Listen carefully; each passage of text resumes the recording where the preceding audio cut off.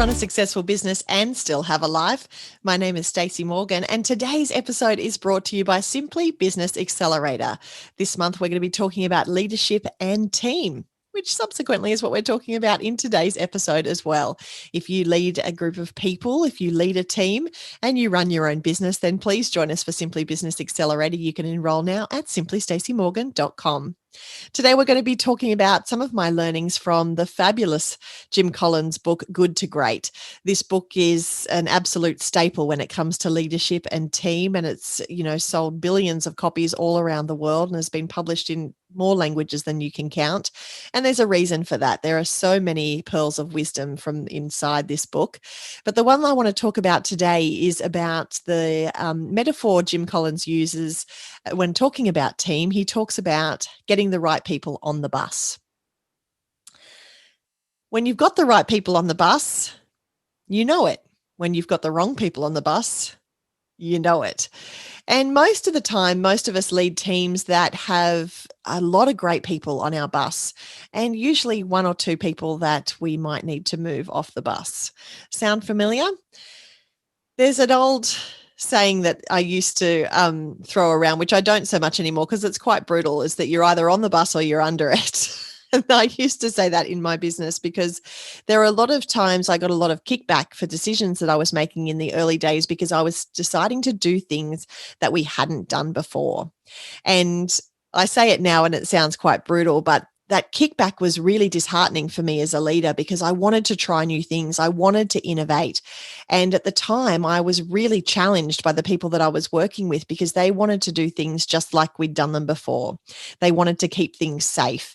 And whilst it wasn't my nature to throw the baby out with the bathwater, I wasn't hiring and firing left, right, and center. I used to kind of think, well, come on, get on the bus. The bus is moving. I need you to be with me on this. And getting the right people on your bus, getting the right team as part of your leadership team or as part of your team in general is so incredibly important.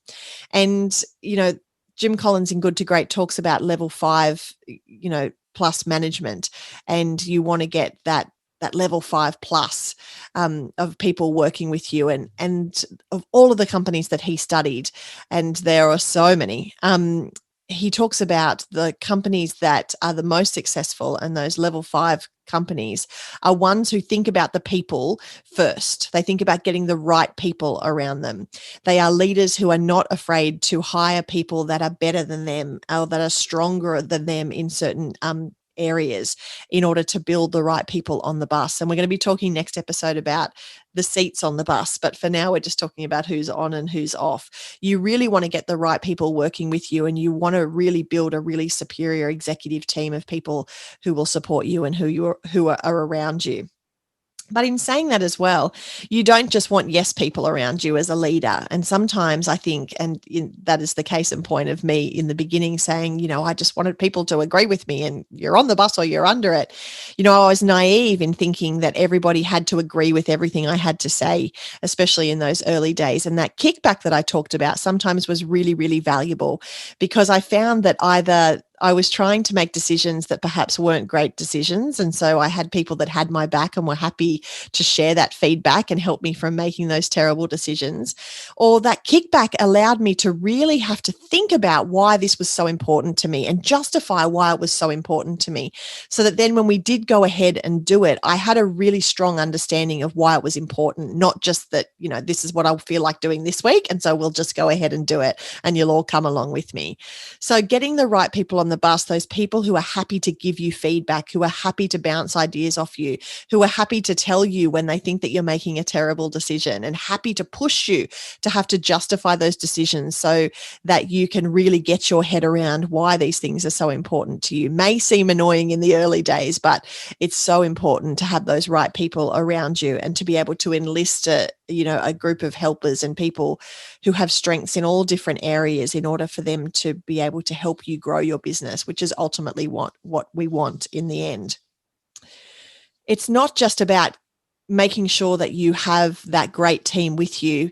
It's also about making sure that when you find that people on your team are not the right fit, that you make you make good choices when it comes to how you're going to deal with those people. And this is something that I was completely, again, naive, but also I used to stick my head in the sand a lot when it came to conflict.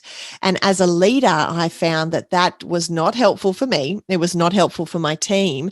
And it was not helpful overall for the culture of the team and the community that we were building within the organization. So I've learned many, many, many lessons when it comes to being brave and having difficult conversations, trying to make sure that you're on top of issues and that you are gaining consistent feedback from your customers so that you can try and put out any fires before they kind of turn into infernos. And it's really about, being able to be honest and communicate well with your team to ensure that everybody understands the role that they're playing and the importance of the role that they're playing, really playing to everybody's strengths and making sure that everybody feels valued in the roles that they have within the business. There were many situations, and I keep saying in the early days, it seems like a while ago now, but it's really quite recent history, where I've had people working in different roles in my organization, and there's been a misalignment between our company values. And we talked at the beginning, of the podcast when we first launched about the importance of vision and mission and values. I had people in my team that were not really well aligned with those values. And instead of addressing that and having a rumble, as Brene Brown would say, I just ignored it. And I ignored it for so long that it ended up causing, whilst I ignored that fire, it ended up the flames from that fire end up setting fires over there and setting fires over there and setting over the fires over there till I came to a point where I was just firefighting constantly. People would ask me what I did for a living, and that's what I used to say. And it was half sarcastically and half like, no, this is what I'm doing, because I just didn't have the bravery and the courage to have those difficult conversations in the early days. So I was fighting, putting out fires over here, putting out fires over there, trying to keep my head above water. And there's too many metaphors in this sentence already, I know. But, when it comes to leadership, people are looking to you. People are looking to you to have the brave conversations and to step up into that leadership role. And if you have people in leadership roles within your organization as well, people are looking to them to step up too. And it's your job as their leader to be a good role model for that. And you can't expect people to do what you won't do yourself. So it's so important for you to be having those conversations. And when I talk about difficult conversations, I'm not necessarily saying that every conversation you need to have, about HR matters is going to be difficult.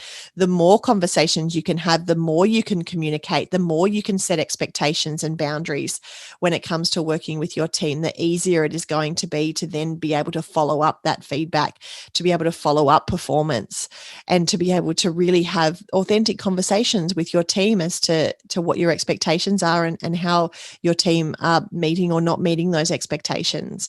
But these are all things that I read in Jim Collins' book, but I didn't actually put into place in my own business to my own detriment. So I guess I'm encouraging you today to have a think about the team that you have, to think about the team that you have, the people that you have on your bus.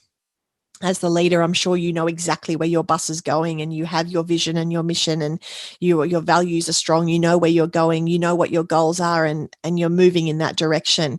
But really have a think about the people that you have on the bus with you, and are those people serving you? Do those people reflect and practice your values when they are in the workplace?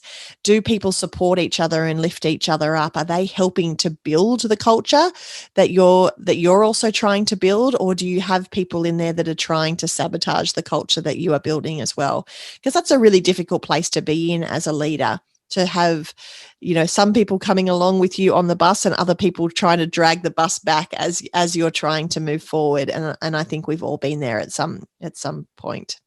If you're hearing this and you're thinking to yourself, yes, I do know what you're talking about, and I can picture that person in my mind right now, then I'm not saying, by the time you finish this commute that you're on, or you finish this run, or wherever you're listening to this podcast, that you turn off the podcast and then go and make rash decisions. I'm not saying that at all.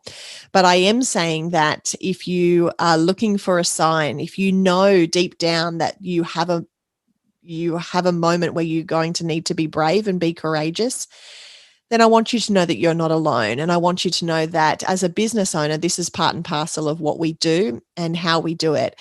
And that these conversations, the more that you have them, the clearer you are when you set your boundaries, the clearer you are when you set expectations, the easier this is going to become over time. It's not going to be easy straight away, but it is always important. And always important that you are setting the right example for your team and standing up for the culture that you're building within your organization.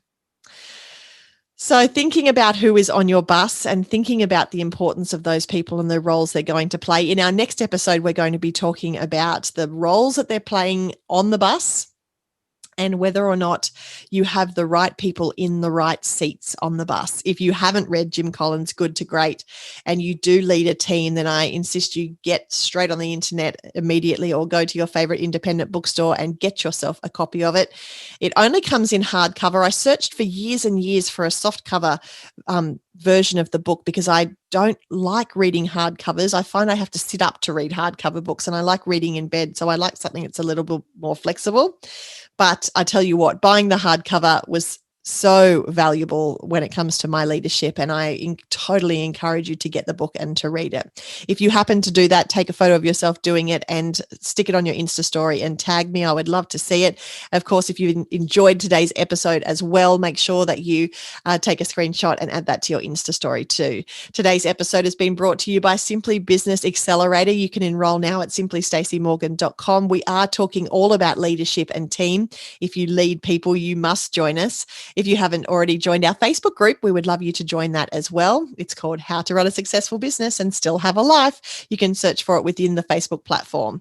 And when all parts of a successful business are healthy, then you set yourself up for profitable growth and a great future. If you don't know how healthy your business is currently, then take our 20-minute survey. You can do that by going to simplystacymorgan.com and click on the Learn with Stacey tab.